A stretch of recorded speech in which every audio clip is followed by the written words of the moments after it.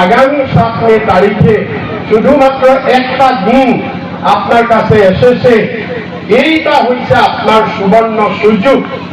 এই দিনে 1 মিনিটে 1 মিনিট সময় আপনারা পাবেন, ওই ইভিএম এর সামনে 1 মিনিট সময় পাবেন।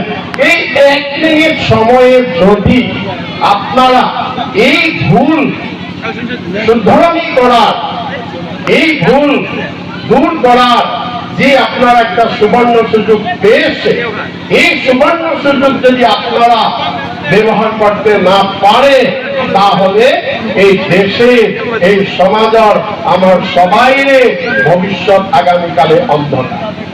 সেজন্য এই আগামী 7 তারিখ নির্বাচন অত্যন্ত গুরুত্বপূর্ণ। এতে প্রথম কথা হইল বন্ধুগণ, যে বিজেপি আসার পরে আমার কি কি নির্যাতন হয়েছে। প্রথমটা হইল, এই বিজেপি সরকার গরিবের সরকার নয়, দরিদ্র জনগণের সরকার নয়, এটা হচ্ছে ধনী পুঁজিপতিরা সরকার।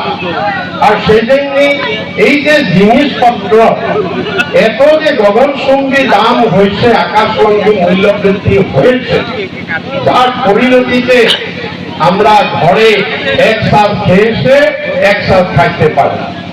আজ যে রকম বস্তুর দাম বাড়িছে, সেই রকম আমার কারো ইনকাম বঢ়া নাই। আমার ঘৰত আমাৰ ল'ৰা ছোৱালীৰ কাৰো চাকৰি নাই, ল'ৰা ছোৱালীৰ কাৰো ব্যবসায় নাই। মোদীয়ে কৈছিলে 2 কোটি চাকৰি বছৰেকত দিব, একটাও চাকৰি আমি কোনো নাপালো। আমাৰ ঘৰত ব্যবসায় নাই, বাণিজ্য নাই, চাকরি নাই, বস্তুর দাম বাড়িছে, ইনকাম বঢ়া নাই। ফলস্বরূপে কি হয়েছে, আমার ইয়াত মহিলাসকল আছে, আইমাতৃসকল আছে, তেখেতসকলে পাকঘর চলায়, তেখেতসকলে অনুভৱ কৰিছে যে আমি এসাঁজ খাইছো, এসাঁজ নাই খোৱা, তেনেকুৱা এটা অৱস্থা হৈছে। দ্বিতীয়তে কি হৈছে, যে আজি এই মূল্য বৃদ্ধিৰ ফলত আজি আপোনালোকে জানে যে বিজেপিয়ে আমাক এটা প্ৰতাৰণা কৰিলে। বিজেপিয়ে প্ৰতিশ্ৰুতি দিছিলে কি, যে বিজেপিক ভোট দিয়ক, বস্তুৰ দাম আধা হৈ যাব। আজি তেতিয়া আজি কি হল, বস্তুৰ দাম আধা ক'ত হল, যে 40 টকাৰ দালি গৈ আজি 110 টকা হল, 60 টকাৰ মিঠাতেল গৈ 220 টকা হল, 60 টকাৰ কি বুলি কয় পেট্ৰল গৈ 100 টকা হল, 16 টকাৰ কেৰাচিন তেল 120 টকা হল।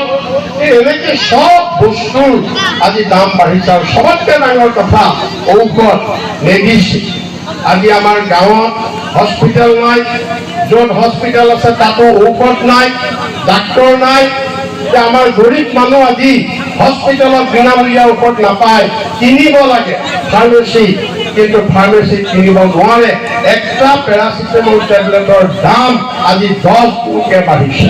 প্ৰত্যেকটো ঔষধৰ দাম বাঢ়িছে, আৰু তাৰ ফলত আমাৰ মানুহে আজি বহুতে ঔষধৰ অভাৱত আজি মৃত্যুমুখত পৰিছে। এইটো হৈছে বিজেপিৰ অন্যায়, এইটো হৈছে বিজেপিৰ অত্যাচাৰ। আজি ইয়াত হিমন্ত বিশ্ব আহিছে, বিজেপিৰ নেতাবিলাক আহিছে, আহি তেওঁলোকে কৈছে ইয়াত এজিপিক ভোট দিব লাগে। এজিপি বিজেপি একেই, যে এজিপিক ভোট দিব লাগে।